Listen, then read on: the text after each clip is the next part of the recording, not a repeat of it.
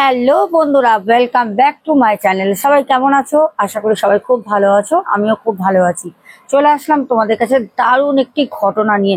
তার আগে বলে রাখি, খুব সত্যি চ্যানেলে আমাদের প্রিন্স কিন্তু ঘটনা দিয়েছে। যারা এখনো পর্যন্ত দেখোনি তাড়াতাড়ি গিয়ে দেখে নাও। তো চলো আর কথা বাড়াবো না, এবার সোজা যাবো ঘটনায়। সবাইকে বলবো একটা করে লাইক করে দিও।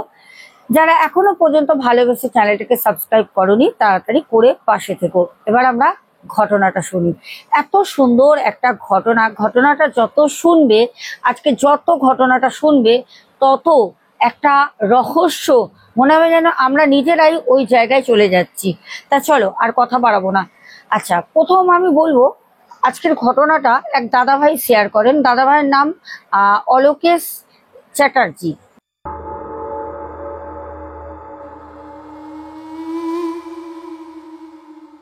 দাদাভাই বলেন যে, ম্যাডাম, আমি আপনার চ্যানেলের অনেক পুরনো শ্রোতা, কিন্তু আমি আপনাকে কমেন্ট করি না। কারণ সত্যি কথা বলতে অনেক মানুষ অনেক ধরনেরই কমেন্ট করে, নেগেটিভ পজিটিভ সবটাই পড়ি দেখি, কিন্তু করি না। কারণ ওই তর্ক বিতর্কে জড়াতে চাই না, তার জন্য কোনো কমেন্ট হামেশা করি না।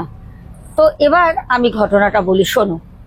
আমাদের দাদাভাই বলেন, অনেকেই তো বলে না যে দীঘাতে হোটেলে এত ভূত কোথা থেকে আসে ভাই, এরকম আমরা মানে শুনি। যে আপনার চ্যানেল থেকে যারা শোনে অনেকেই কমেন্ট করে, অনেকে পুরী নিয়ে অনেক তাদের জ্ঞান, তাদের অনেক অভিজ্ঞতা, যে পুরী শ্রীক্ষেত্র, ওখানে এরকম হতেই পারে না। তাহলে আমি বলি, আমার খুব ক্লোজ এক ফ্রেন্ড, সে পোস্টিং ছিল উড়িষ্যায়, সে পুলিশের চাকরি করত, খুব ক্লোজ, খুব তার নামটা বললে যে কেউ তাকে চিনে যাবে। বেশ ভালোই তার নাম আছে, সেই লোকের কাছে বেশ ভয়ের পাত্র, মানে তার নাম নিলে মানুষ ভয় পায়, যারা ক্রিমিনাল। এরকমই আমার এক খুব ক্লোজ ফ্রেন্ড, ওর কাছ থেকে শোনা আমি কিছু ঘটনা বলবো। এইটাও যদি কারোর মনে হয় বানানো, ফেক বা কিছু, তাহলে তারা সব জেনে শুনেও বদমাইশি করে। যারা যেটা করছে করুক, কখনোই সত্যিটাকে চাপা দেওয়া যায় না। যেটা সত্যি সেটা সত্যি। আমরা যেন ভগবানকে বিশ্বাস করি, আমরা না দেখেও সেরকম আত্মাকেও আমরা না দেখে বিশ্বাস করতে পারি। কারণ শরীর পুড়ে ছাই হলেও আত্মা পুড়ে না, আত্মা থেকে যায়। আমার বন্ধুর মুখ থেকে শোনা, আমাকে বলে, অলোকেশ, আমার জীবনে ভৌতিক ঘটনা অনেক আছে, তোকে একদিন বলবো। ওকে আমি অনেক দিন ধরে বলতাম যে তুই তো পুলিশে, তোর জীবনটা পুরো চলে গেল, মানে পুলিশের চাকরি করে। তো তুই পুলিশের চাকরি করাকালীন তোর সাথে কোনো ভৌতিক ঘটনা বা তোর জানা বা তোর আশেপাশে কারোর এরকম ঘটেনি? তখন ও আমাকে বলে, শুনলে পারে না, এখানেই তুই বাথরুম করে দিবি।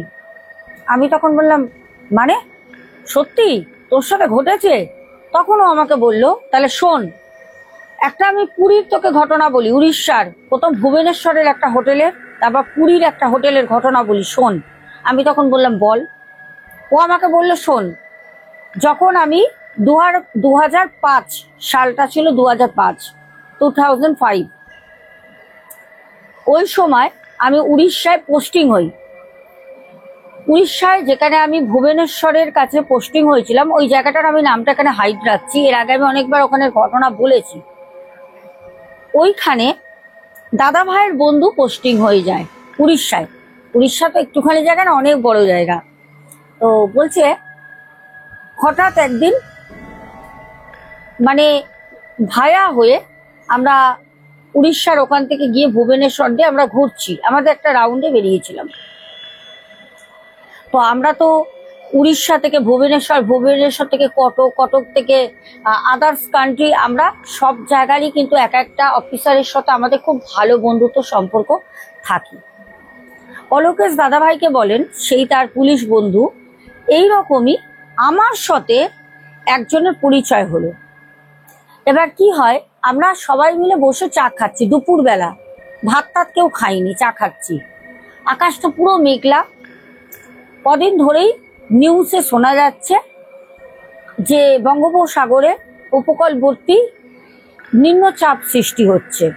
তো আমরা বসে চা খেতে খেতে সবাই ওই ভাড়ে করে চা খাচ্ছি, চা খেতে খেতে আমরা আলোচনা করছি যে এই পুরী দীঘা এসব সমুদ্র ধার যে এলাকাগুলো আছে, পার্শ্ববর্তী এলাকা, ওগুলো বেশি খারাপ হয়, ক্ষতি হয়, ক্ষয়ক্ষতিটা ওখানে বেশি হয়।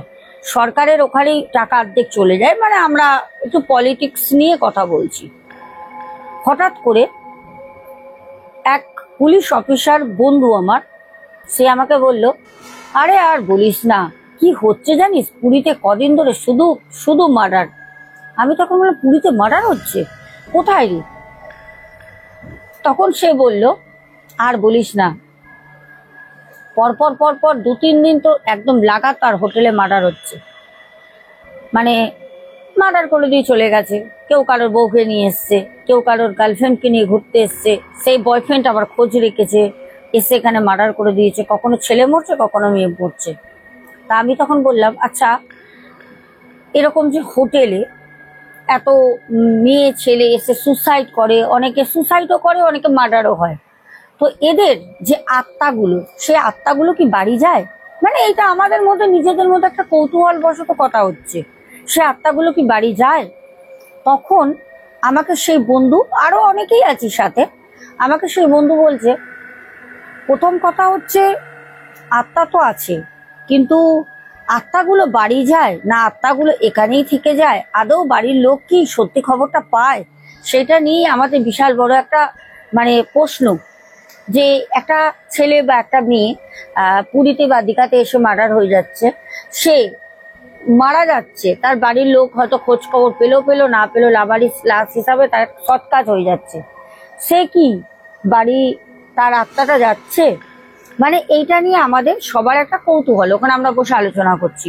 ওর মধ্যে আর একজন অফিসার, উনি একটু সিনিয়র, উনি তখন বললেন, তাহলে আমার অভিজ্ঞতা শোন।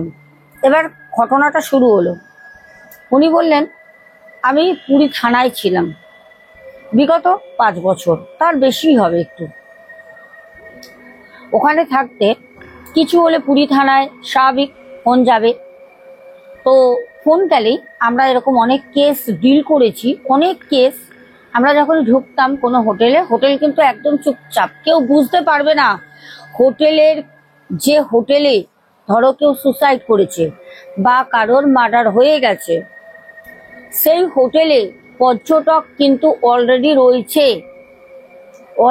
রয়েছে, কিন্তু কেউ টের পর্যন্ত পাবে না যে এই হোটেলে, এই রুমে কেউ মারা গেছে। পুলিশের যারা অ্যাকচুয়ালিও অধিকর্তা থাকে, তাদের থেকে বেশি তো আমাদের নলেজ নেই, আমরা তো জানি না। বলছে এরকম সকালবেলা হোটেলের লোকরা খোঁজ পায় তাদেরই দোতলার একটা রুম, সেই রুমে মার্ডার হয়েছে, একটা ছেলে মার্ডার হয়েছে, মেয়েটা কিন্তু মানে একদম পালিয়ে গেছে, নো পাত্তা, কোনো কিচ্ছু নেই। ফোন করলো থানায়, আমাদের কাছে যখন খবরটা আসে আমরা বললাম আমরা আসছি। আমাদেরকে যথারীতি বলল যে স্যার এখন আসবেন না, রাতের অন্ধকারে লাশটা বের করতে হবে, হোটেল পুরো ভর্তি পর্যটক রয়েছে, এখন যদি লাশ ডেড বডি বের করা হয় তাহলে পরে সবাই একটা মানে হড়বড়িয়ে যাবে, ভয় পেয়ে যাবে, হোটেলে মার্ডার হয়েছে, আর তারা তো গিয়ে কলকাতাতেও বলবে। আর এখন তো বুঝতেই পারছো সবাই ইউটিউব ফেসবুক করে, সবাই কন্টেন্ট ক্রিয়েটার, তো কেউ ক্যামেরা করেই নিল, ভাই এই দেখো এই হোটেল দিয়ে এরকম ডেড বডি বেরোচ্ছে, দুটো লোকের মুখের কথা শুনে একটা ভিডিও করে ছেড়ে দিল, হয়ে গেল কেল্লা ফাটতে, হোটেলের কাণ্ড শেষ। সেখানে তাদেরকে বলা হয় যে স্যার আপনি রাতের বেলা আসুন, রাতের বেলা তো মোটামুটি দেখো সবাই ঘুরতে যায়, সবাই নেশা ভাঙ করে, রাতের বেলা যে যার রুমে ভাই এসি টেসি চালিয়ে ঘুমায়, রাতের বেলা একটা রুম খুলে যদি ডেড বডি বের করে নিয়ে চলে যায় কে জানতে পারবে, একটু রাতের দিকে আসলে মোটামুটি 12টা 1টার দিকে পুলিশ ঢুকতেই পারে। তো পুলিশকে সেটা বলা হয়, তো পুলিশ তখন বলে যেটা মানে সাধারণত করে, পুলিশ তখন বলল দেখ এখন গেলে পারে, এখন তো আমাদের ডিউটি আছে, এরপরে তো স্যার অফিসাররা চেঞ্জ হবে, ওরা যাবে। তো এটা যেহেতু মার্ডার হয়েছে অনেক আগে, রাতে যাবে, তাহলে এবারে তুই একটা কাজ করিস, 2000 টাকা দিয়ে দিস। তখন বললো ঠিক আছে স্যার, দিয়ে দেবো, রাতে আসুন। ভালো কথা। পুলিশ রাতে গেছে, বলছে রাতের বেলা সেই হোটেলে যাই, দোতলার একটা ঘরে ছেলেটি মরে রয়েছে সকাল থেকে, পুরো বাইরে দিয়ে তালা দেওয়া। হোটেলের লোক কি জানবে? ধরো পাশের হোটেলে তুমিই আছো, ঘটনা শুনছো, কেউ তোমাদের মধ্যে একজন রয়েছে, এরকম একটা হোটেলে এরকম একটা দুর্ঘটনা ঘটে গেছে। তুমি ভাবলে আরে এইখানে তো কালকে দেখলাম একটা ছেলে একটা মেয়ে রয়েছে, ও তার মানে এরা চলে গেছে। আমরা সচরাচর কি ভাবি?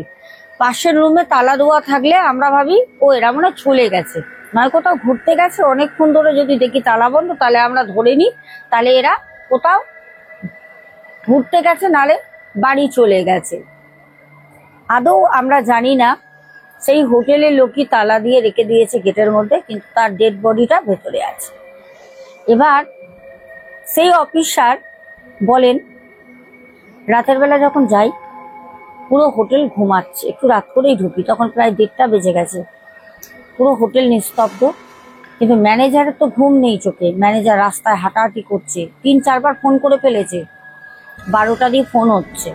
ওরা তো হোটেলের ব্যবস্থাটা দেখে ফোন করে, বলছে আমি গাড়ি থেকে নামলাম, ম্যানেজার ছুটে এলো, ম্যানেজার আর 2টো স্টাফ এসে বললো স্যার সবাই ঘুমাচ্ছে স্যার, আপনি একটুখানি আপনার মানে পুলিশ যারা আছে আরো, আপনি ওদেরকে একটু বলে দেন যেন হোটেলে এই জিনিসটা হচ্ছে কেউ জানতে না পারে, আস্তে আস্তে বডিটা বের করে নেন, একটু আসতে।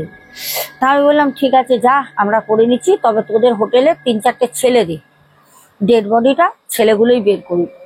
আমরা দোতলায় উঠলাম, সব দেখছি রুম ভিতর দিয়ে লক, পুরো হোটেলে মানে তখন পর্যটক রয়েছে। আমরা গেলাম, সেই রুমের লকটা খুললো, ভিতরে গেলাম, একটা ভিতরে ফ্যান চালানো ছিল, ভিতরে তবুও চাপা একটা গরম, হতে পারে জানলা ঠাল্লা বন্ধ বলে হতেও পারে, চাপা গরম, আর একটা ভ্যাপসা অদ্ভুত একটা গন্ধ রুমটার ভেতরে। জানি না ওটা কিসের গন্ধ, এরকম গন্ধ আমি জীবনে কোনো দিন পাইনি। একটা ঠিক গন্ধটা রক্ত যেরকম ধরো জমাট বেঁধে গেলে বা রক্ত অনেকক্ষণ ধরে একটা জায়গায় থাকলে দেখো একটা গন্ধ বেরোয়, ঠিক ওরকম একটা ব্লাডের স্মেল বেরোচ্ছে। তো আমরা ঢুকতেই সাথে সাথে নাকে সব যে যার মতো এরকম করে হাত দিয়ে নিই, নাকে হাত দিয়ে ইশারা করলাম, কথা বলছি না কেন পাশে লোক আছে, ইশারা করে বললাম যে লাস্টকে ওই বেড কভারের সাথে পেঁচিয়ে নিয়ে নেবে যা। তো যে যার মতো দাঁড়িয়ে রয়েছে, 2টো ছেলে, হোটেলেরই ছেলে, ছেলেটাকে পেঁচিয়ে নিয়ে সোজা গাড়ির পেছনে তুলে দেয়।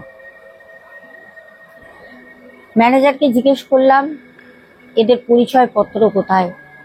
ম্যানেজার বলছে স্যার পরিচয়পত্র তো দিয়েছিল, একটু আমাদের জেরক্স নিয়ে প্রবলেম হচ্ছিল বলে আমরা রাখতে চেয়েছিলাম, ওরা অনেক করে বললো আমরা জেরক্স করে এনে দেবো, ওরা নিয়ে নিয়েছে। মানে মেয়েটা কতটা ধনন্তরী, কতটা খাতারনাক, মেয়েটা মার্ডার করার প্ল্যান করে ছেলেটাকে নিয়ে এসে মেয়েটা জানে আমি ফেসে যাব, যার কারণে মানে তারা হোটেলের ডকুমেন্টস পরে দেবে বলে সেদিন রাতে কাজ করে বেরিয়ে যায়।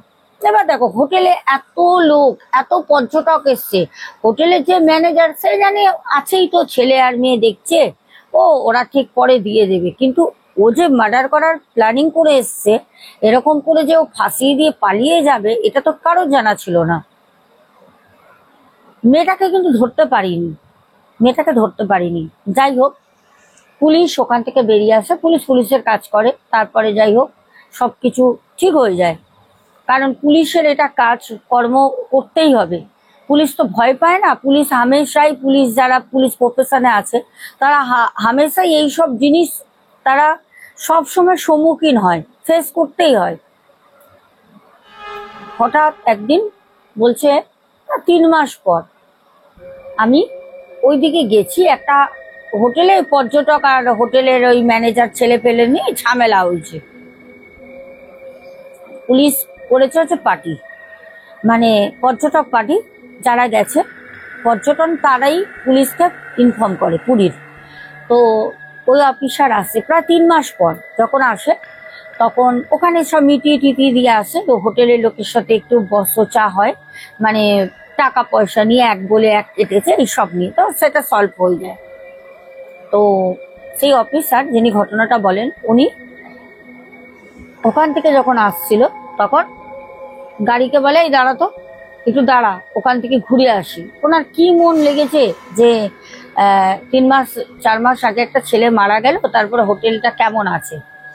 তো উনার কি মন হয়েছে, উনি নেমে গেছে। ম্যানেজার দেখেই বলছে, স্যার আপনি আপনি স্যার, আমাদের হোটেলে তো কোনো কিছু হয়নি। মানে পুলিশকে দেখলে তো এমনি জমের মতো ভয় পায়, কি ব্যাপার। তখন আমি বললাম, না না কিছু হয়নি, আমি জানি। অ্যাকচুয়ালি ও ব্যাপারটা হচ্ছে তোদের হোটেলে যে এই 4 মাস বলছে না স্যার, 3 মাস আগে, আরে হ্যাঁ 3 মাস আগে ছেলেটা যে দোতলার ঘরে তোদের সুসাইড করলো না মার্ডার হয়েছে, যাই হোক মার্ডারই হয়েছে, নাহলে মেয়েটা পালাবে কেন। তো কেসটা আমার অতটা মনে নেই, এর মধ্যে কতগুলো কেস হয়ে গেছে। তা তোদের ব্যবসাপত্র কিরম হচ্ছে, ঠিক আছে তো হোটেল? তখন হোটেলের ম্যানেজার বলে যে, স্যার আপনি কি বলবেন, ওই রুমটা আমরা পরিষ্কার টরিষ্কার করে ভয়তে ওই 1 সপ্তাহ মতো ভাড়া টাড়া দেয়নি। এবার পুরীর সিজন চলছিল ওই সময়, প্রচুর পর্যটক পুরীর দিকে টানছে, বলে এত লোক হয়েছে, আমরা ওই ঘর খুলে দিয়েছি। ওই ঘর আর রুম যখন আছে, পর্যটক কেন হাতছাড়া করবে, আসলেই তো টাকা। বলছে আমরা ছেড়ে দিয়েছি। যখন ছেড়ে দিয়েছে, বলছে রাতের বেলা 4 জনকে দিয়েছিল, মা বাবা ছেলে মেয়ে। বলে 4 জনে সে রাতের বেলা কি চিৎকার চেঁচামেচি, রিসেপশনে এসে বলছে ওই রুমে কি হয়েছে, ওই রুমে থাকতে পারছি না, মনে হচ্ছে দেয়ালের মধ্যে কেউ পেরেক পুঁতছে, মনে হচ্ছে যেন খাট কাঁপছে, মনে হচ্ছে যেন ঘরের মধ্যে মানে ধস্তাধস্তি হলে যেরকম হয় খাটের ওপরে, ওরকম আওয়াজ হচ্ছে, ওরকম খাট নড়ছে। আর ওই রকম সেম মনে হচ্ছে দেয়ালের মধ্যে কেউ দুম দুম করে মারছে ওই রুমের মধ্যে। বলছে বেগতিক দেখে, যাতে লোক জানাজানি হলে আশেপাশে হোটেলে তো একটা হিংসা থাকে, বলছে কোনো রকমে মানে ওদেরকে কোনো রকম বুঝিয়ে ঠুজিয়ে নিয়ে আমরা নিচে, বলছে নিচে ওদের রুম দিই রাতের বেলা, কোনো রকম থাকে, পরের দিন থাকে। বললো কি ব্যাপার, আমাদের জিজ্ঞেস করে কি ব্যাপার। তা আমরা বললাম যে না ওরকম কিছু না, হয়তো আপনারা কিছু এমনি হয়তো রাতের বেলা শুনেছেন, হয়তো পাশের ঘরে হয়তো ঝামেলা টামেলা হচ্ছিল, ওরকম কোনো ব্যাপার না। তারপরে আবার ওই রুমটা দেয়, আবার ওরকম হয়। তারপর হোটেলের ম্যানেজার সিল করে দিয়েছে, নিজেই মানে লক করে দেয়। আর অফিসার বলে একদম ওই রুম আর দিবি না, ওই রুম কাউকে দিবি না, কারোর কিছু হয়ে গেলে পারে একটা খারাপ কিছু, তোদের কিন্তু আমি হোটেল সিল করে দিয়ে যাব। ওই ভয়তে ওই রুম নাকি আজও শোনা কথা, যে আজও নাকি ওই রুমের দরজা খোলে না, দরজা বন্ধ। তুমি তো বুঝবেই না, পাশের রুম দিলে পারে, তোমরা গেলে কি করে বুঝবে, তালা দেবো তো, ভাববে হয়তো লোক নেই। আমার দীঘাতে আমার যে কিছু ক্লোজ ফ্রেন্ড আছে, ফেসবুক ফ্রেন্ড, তাদের মুখ থেকে আমার শোনা যে দীঘাতে এরকম প্রচুর হোটেল আছে, প্রচুর বড় বড় হোটেল আছে, যেই সব হোটেলগুলো মানে কেউ যায় না, বিনা পয়সায় ওখানে লোককে দিলে যাবে না, বিনা পয়সায় কেউ যাবে না। এবার বলি, আমাদের যে দাদাভাই ঘটনাটা পাঠান, দাদাভাই বলেন আমার যে বন্ধু সে তো একজন অফিসার, সে তার সিনিয়রের অফিসারের মুখ থেকে এটা পুলিশ শোনে। এবার আমার যে বন্ধু অফিসার, যে ভুবনেশ্বরে ছিল পোস্টিং, এবার তার কথা বলি। সে ওখান থেকে যখন আসে উড়িষ্যা বর্ডারে, মানে আমাদের উড়িষ্যা বর্ডার দীঘা, এইদিকে যখন চলে আসে, বলছে হঠাৎ একদিন, তোমরা হয়তো অনেকেই জানো, আমি বলছি 2002 সালের কথা। বলছে 2002 সালে আমার সাথে একটা অভিজ্ঞতা হয় দীঘাতে। এখন তো দীঘা অনেক সুন্দর হয়ে গেছে, 2000 বা 1995-96 দিকে দীঘা কিন্তু একটা ভয়ঙ্কর একটা রূপ ধারণ করেছিল। প্রচুর ওখানে মেয়েদের মার্ডার করা হতো, শ্লীলতাহানি করা হতো, প্রচুর মেয়েকে মেরে কেটে ঝাউবনের সাথে ঝুলিয়ে রাখতো। আর তোমাদেরকে আমি যে বলছি না, আমার নিজের দেখা ভাই, আমার নিজের দেখা। কোথায় জানো? শোনো, উদয়পুর সি বিচ যাচ্ছ, উদয়পুর সি বিচের ওখানে দেখবে গভীর জঙ্গল আজও আছে, আজও আছে। এবারেও যখন আমরা ওইদিকে গেছিলাম, তখন আমরা এমনি ওদিকটা যাই না, এবারে আমরা চন্দনেশ্বরের মন্দিরে যখন গেছিলাম তখন ওই রাস্তাটা দেখছিলাম আর ওই কথাই বলতে বলতে যাচ্ছিলাম। আর ওই জঙ্গল এখনো আছে, দিনের বেলাও সূর্যের আলো ভেদ করে ওই ঝাউবনের ভেতর ঢোকে না, সূর্যের আলো ঝাউবনের ভেতর এখনো ঢোকে না। বিলিভ না হলে দীঘায় গিয়ে তোমরা উদয়পুর সি বিচ ছাড়িয়ে যেটা উড়িষ্যার দিকে যাচ্ছে, চন্দনেশ্বরের দিকে, ওইদিকে যাবে, ওখানে এখনো 5টার পর লোক হেঁটে, পায়ে হেঁটে চলে না। 5টার পর এখানে যা বলা হচ্ছে সব স্থানীয় লোকদের কাছ দিয়ে মুখে শোনা। আমি ওখানে থেকে এসছি, আমার থেকে অভিজ্ঞতা কার বেশি হবে ভাই? আমি ওখানে 3 বছর ছিলাম দীঘাতে। দীঘার অলি গলি, দীঘার বিষয়, দীঘার হোটেল আমি যা জানি, তোমাদের সাধারণ মানুষের, যারা তোমরা ঘুরতে যাও পর্যটক হিসাবে, তোমাদের ধারণার বাইরে। আজকে বললাম দীঘায় আমার প্রচুর রিলেটিভস আছে, হ্যাঁ, তবে আমার একদম রক্তের সম্পর্ক না, বুঝেছো? আমি দীঘার সম্পর্কে অনেক কিছু জানি। ও বলছে যে ওই ঝাউবন আছে, যে এখনো আছে, ওই ঝাউবনের ভিতরে দুটো মেয়ে ওরা মানে একটা গ্রুপ ঘুরতে এসেছিল দীঘায়। এটা 2002 সালের কথা বলছি আমি, 2002 সালের। ওরা ঘুরতে এসেছিল ওখানে। ওরা ঘুরতে আসে তখন না দেখবে ওই সমুদ্র ধার দিয়ে, এখন যেরকম সি বিচের সাইড দিয়ে বসার সুন্দর করে একদম বাঁধিয়ে দিয়েছে, তখন না অর্ধেক ছিল।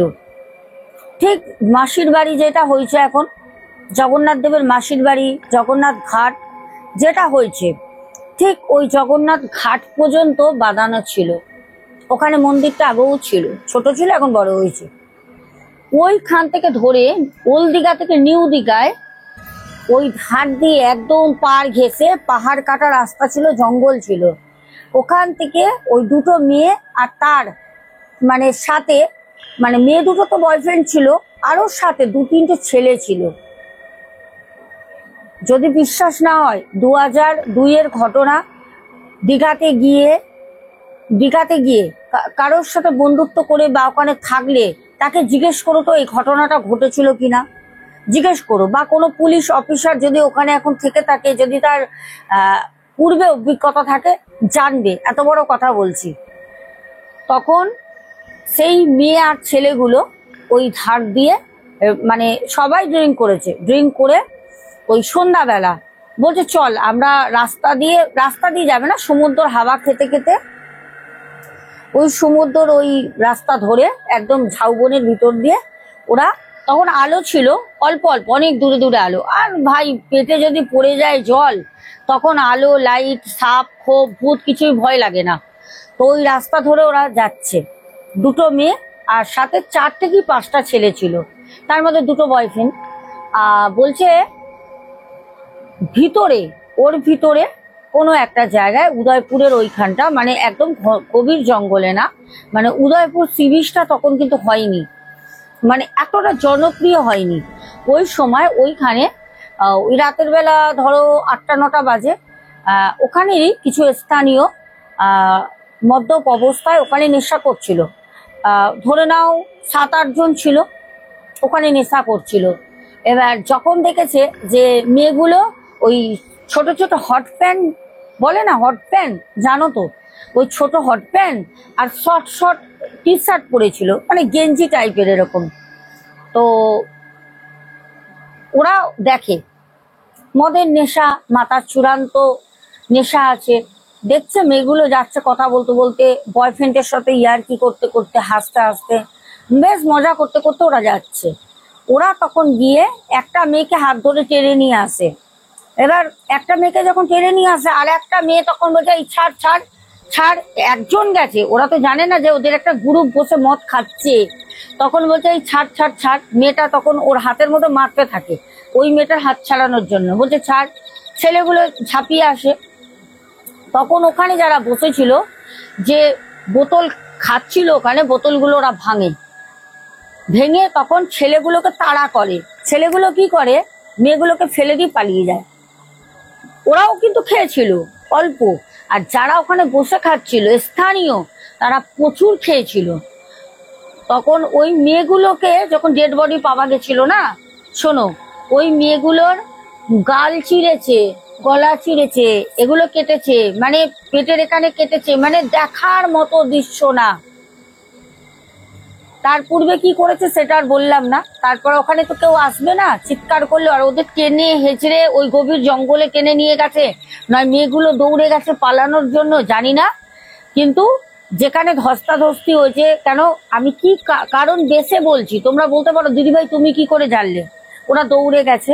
সেটা হচ্ছে, যখন ওদের ওখান থেকে নিয়ে আসে, ওই মাঠে যেখানে ওরা বসে খাচ্ছিল, ঘাস ছিল, ওখানে মদের বোতল, ছোলা, বাদাম ভাজা, বোতল ভাঙা, ওখানে সব পায়।